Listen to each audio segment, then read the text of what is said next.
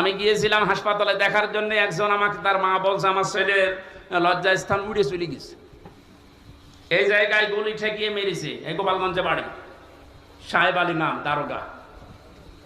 এই জায়গায় ঠেকিয়ে বাচ্চাদেরকে মাথায় ঠেকিয়ে মেরেছে, একেবারে সরাসরি সাক্ষী আছে। এখন কুষ্টিয়ায় ঢুকতে পারে না, ওরা যদি পায় কুষ্টিয়াবাসী পিটিয়ে মেরে ফেলবে। একটা লোককে দেখতে গেলাম হাসপাতালে, সে বলছে আমার সামনে সাহেব আলী দারোগা আমার ছেলেকে একেবারে এই জায়গায় ঠেকিয়ে দিয়েছে, মারা গেছে। একটাই ছেলে ছিল, তার মা মারা গেছে এমনিতে আগে। লোকটা পাগলের মতো হয়ে গেছে।